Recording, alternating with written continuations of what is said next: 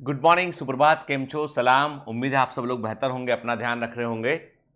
आप यही सोच रहे हो कि आज आप स्टूडियो से क्यों रिकॉर्ड कर रहे हो सर, या पुरानी अपनी बालकनी में क्यों नहीं हो आप। एक्चुअली मैं रिकॉर्डिंग में जाने वाला हूं, तो मैंने कहा चलो रिकॉर्डिंग में जाने के पहले स्टूडियो से ही रिकॉर्ड कर देते हैं।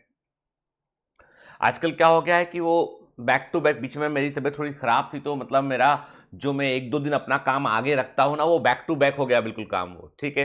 कई बच्चे बोलते हैं सर आप फिर जब ऐसे ही रिकॉर्ड कर रहे हो, आप हर बार आप फ्रेश लेक्चर रिकॉर्ड करते हो, पूरी मेहनत उतनी ही दोबारा से करते हो, तो क्यों ना आप लाइव सेशन ले लो, आप लाइव क्यों नहीं पढ़ा देते आप। देखो बेटा, है ना, हमने बहुत सोचा और हमारे लिए बहुत आसान तरीका है लाइव सेशन में पढ़ाना, लेकिन समस्या ये है कि हमारे बहुत सारे बच्चे ऐसे गांव के अंदर हैं, ऐसी जगह पर हैं जहां तक इंटरनेट प्रॉपर, मतलब ये कि रात के समय वो जगते हैं इन वीडियो को डाउनलोड करने के लिए, इसलिए लेक्चर्स हमको रात को 12 बजे रिलीज करने पड़ते हैं। वो डाउनलोड करते हैं, फिर दिन में लेक्चर देखते हैं।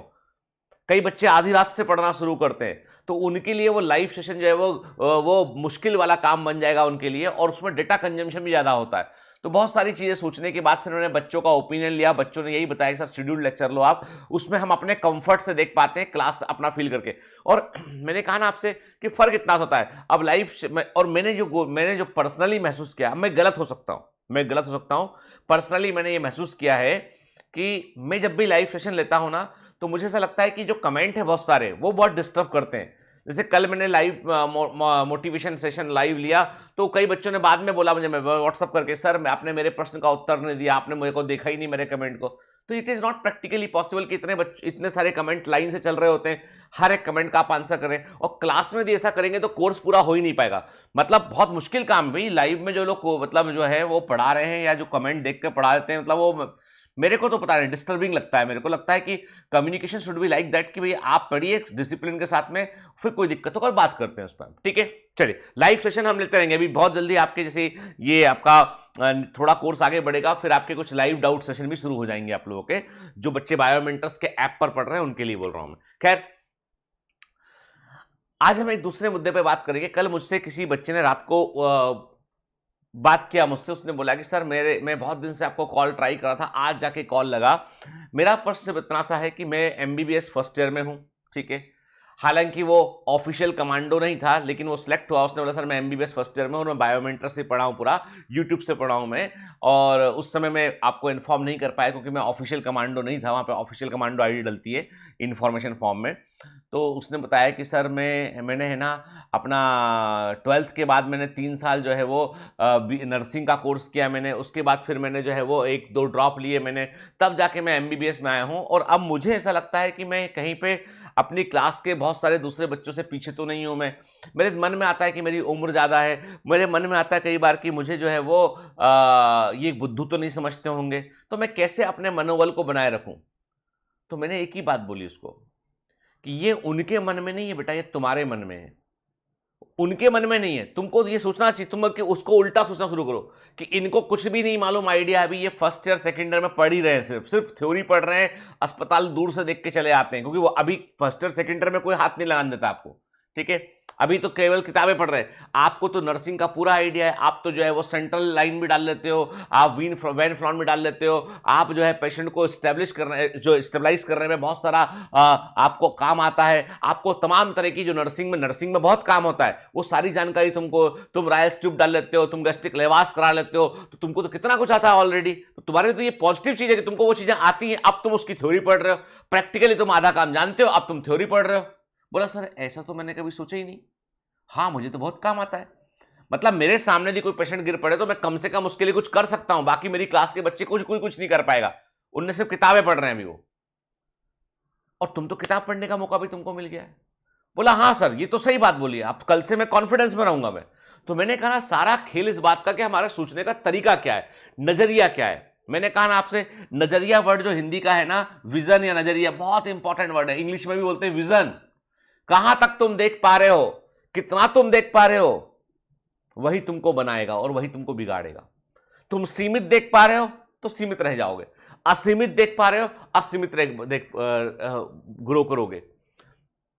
इस पर मुझे एक किस्सा याद आया, और अभी हाल ही में मैंने जो है एक केस स्टडी पढ़ा मैंने, ये हार्वर्ड बिजनेस स्कूल का है, मैं हार्वर्ड से जुड़ा हुआ हूं, तो हार्वर्ड बिजनेस स्कूल से, हालांकि मुझसे कई लोग कहते हैं कि सर आप जो है वो जुड़े हुए हैं, लेकिन आप तो जो है वो बिजनेस कहीं से करते हुए नजर नहीं आते, ऐसा लगता नहीं कि आप कोई बहुत सफल बिजनेसमैन है।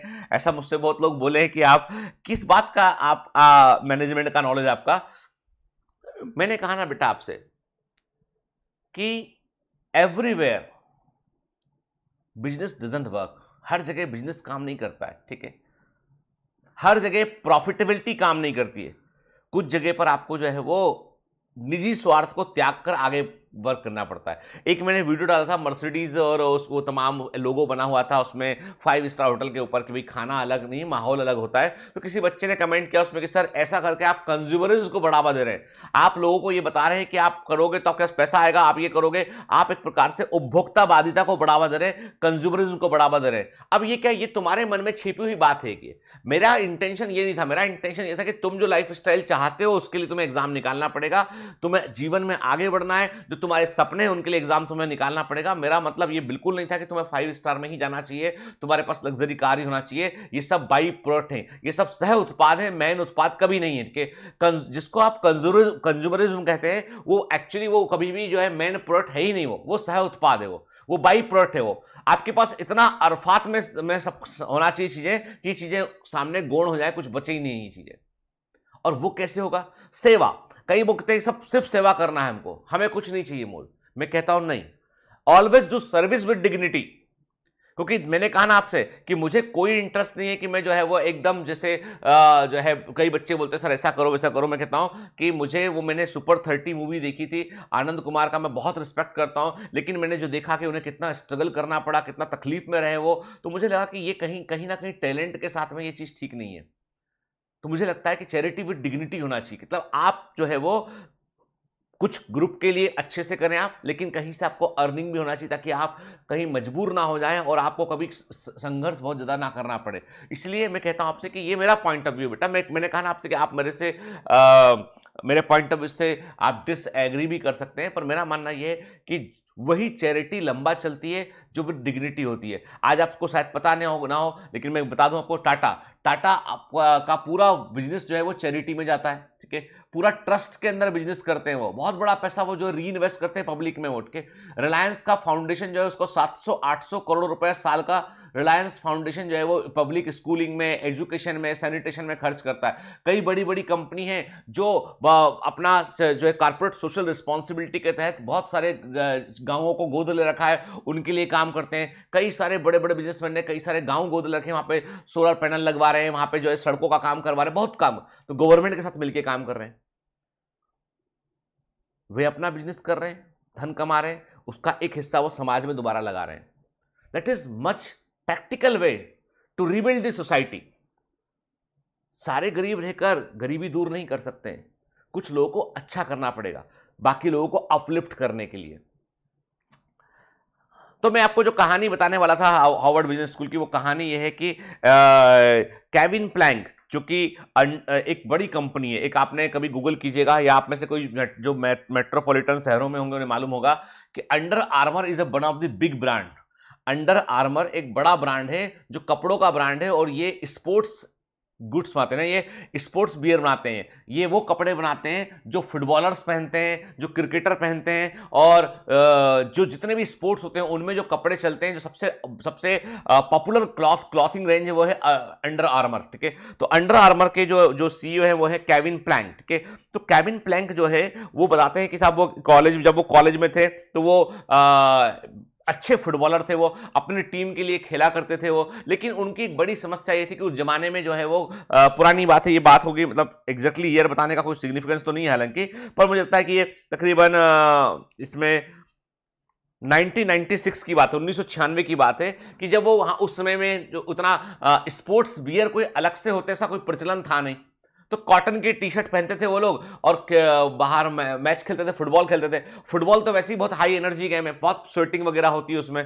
तो अब क्या हुआ कि ये खेलते खेलते इनको ये महसूस हुआ, ये टीम के फॉरवर्ड प्लेयर थे, इनको महसूस हुआ कि टी शर्ट गीली होने के बाद कम से कम 100 से 200 ग्राम वजन बढ़ जाता है। इतना स्वेटिंग होता है कि वो टी शर्ट पहनते हैं, अंदर फिर प्रोटेक्टिव गियर पहनते हैं, ये लोग फुटबॉल में लग ना जाए, शोल्डर गार्ड पहनते हैं। तो वो उनका बोला था कि जो है टी शर्ट पसीना होने के कारण गेम में हाई एनर्जी लगती है, पसीना होता था, 100 ग्राम टी शर्ट का वजन बढ़ जाता था और टी शर्ट अनकंफर्टेबल लगती थी गीली होने के बाद। तो उससे परफॉर्मेंस जो है ना उस पर असर पड़ता था। एक सेकंड को भी ध्यान चूका तो आप एक गोल्डन चांस फुटबॉल में चूक जाया करते थे गोल करने का। तो उनका बोलना था कि कहीं ना कहीं मुझे ये, और इनको कुछ ज्यादा असुविधा होती थी। तो इन्होंने कहा यार इसका कोई उपाय नहीं मिल रहा है। लेकिन इन्होंने एक चीज गौर की कि जब वो अपने नी गार्ड ने अपने जो होता है एंकल गार्ड, जो फुटबॉलर होते हैं कहीं एंकल में चोट ना लग जाए, वो नीचे वाला जो शिन बोन होती है वहां पर एक गार्ड लगाते, तो वो जो गार्ड लगाए होते तो उनका कहना था कि वहां पर एक रबड़ का एक कपड़ा होता था, मतलब एक पॉलिस्टर का एक क्लॉथ होता था जिससे वो उसको पकड़ देता था, इलास्टिक वाला, स्पेंडेक्स या इलास्टिक वाला कपड़ा होता था जो उस गार्ड को अपनी जगह पर रखता था, वो गीला नहीं होता था। अब इन्होंने क्या किया, जब फुटबॉल खेलना, कॉलेज पास आउट हो गए, फुटबॉल खेलना बंद हुआ इनका, तो इन्होंने सोचा कि मैं अपना खुद का कुछ बिजनेस करूंगा, ऐसा कपड़ा बनाऊंगा जो गीला ना होता हो, जो गीला हो तो जल्दी सूख जाए, वजन ना अधिक लेता हो। तो इन्होंने बहुत सोचा और इन्होंने पॉलिस्टर, स्पेंडेक्स, कॉटन मिला के इन्होंने एक फैब्रिक तैयार किया। जब ये फैब्रिक बनवा रहे थे तो लोग बोलते थे इनसे कि भैया कि ये क्या पागलपन है, ये कौन खरीदेगा इसको, ये कोई कपड़े होते हैं, कपड़ा तो कॉटन होता है, कॉटन से अच्छा कोई कपड़ा नहीं है सबके। तो इन्होंने किसी की बात को नहीं सुना, इन्होंने धीमे धीमे जो है वो अपना एक फैब्रिक तैयार किया। 10-15 लोगों से बोला कि भैया इसमें इतना ये मिलाओ, इतना ये मिलाओ, बना फैब्रिक बनने के बाद पहली 1-2 बार में वो अच्छा नहीं था, सिलने में दिक्कत थी, उसको बर्बाद करना पड़ा। फिर दूसरा 4-5-6 प्रयास के बाद एक कपड़ा ऐसा बना कि हाँ इस कपड़े को अच्छे से सिल सकते हैं, स्टिच कर सकते हैं, और उससे उन्होंने टी शर्ट्स बनवाए। अब वो टी शर्ट दिखाए उन्होंने जाके अपने दोस्तों को, तो उन्होंने कहा अरे कौन पहनेगा, चिकना सा टी शर्ट है, अजीब सा लगता है, टच चिकना चिकना टच है इसका, अरे बकवास, कॉटन में मजा आता है। तो इन्होंने फिर क्या किया कि इन्होंने जो है वो जहां फुटबॉल मैच होते थे वहां पे इन्होंने अपने स्टॉल लगाए और प्लेयर्स को बोला इन्होंने कि बूस्ट योर परफॉर्मेंस 20%, अपने परफॉर्मेंस को 20% बूस्ट कीजिए, हमारा टी शर्ट पहनकर खेलने जाइए, फ्री में वापस कर देना खेल के आके। तो कुछ कई फुटबॉलर जो थे वो उन्होंने कहा अच्छा ठीक है 20% परफॉर्मेंस बूस्ट होगा, इनका टी शर्ट पहना, पहन के खेलने गए, और चूंकि वो गीला नहीं हुआ, अनकंफर्टेबल लगा, पूरा ध्यान उनका गेम में रहा, वो जीत भी गए। जब लौट के उन्होंने कहा यार गजब हो गया, मतलब हमको तो इतना कंफर्टेबल फील हुआ टी शर्ट को पहनने के बाद, शुरू में अजीब लगा लेकिन बाद में जब खेलने के दौरान हमको अच्छा लगा। तो लोगों में खबर फैल गई कि एक ऐसा टी शर्ट है जो 10% 20% परफॉर्मेंस बढ़ा देगा आपका, एक ऐसा टी शर्ट है इसको पहनकर खेलने पर आप जीत सकते हो फुटबॉल का मैच। लोगों में खबर फैल गई और अंडर आर्मर एक बड़ा ब्रांड बन गया। नाइके जैसे बड़े ब्रांड को चैलेंज किया इसने।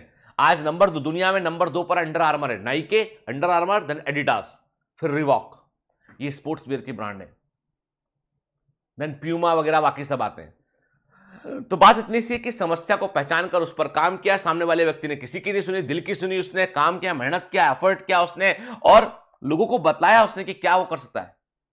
तो कोई भी जो बड़ा बिजनेस एम्पायर आप देखते हैं ना, वो ऐसे सोच कर कि मैं अमीर बनूंगा, ये सोच के ही नहीं किया है। There was a problem and he want to solve that problem, बस इतनी सी बात थी।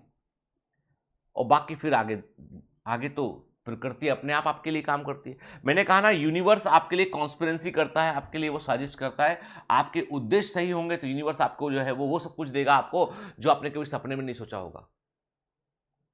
इसीलिए अपने आप पर भरोसा रखिए, एटीट्यूड वैसा रखिए कि आप पॉजिटिव रहे, अपना नजरिया जो है वो एकदम पॉजिटिव रखिए। Have a great day, all the best, bye bye.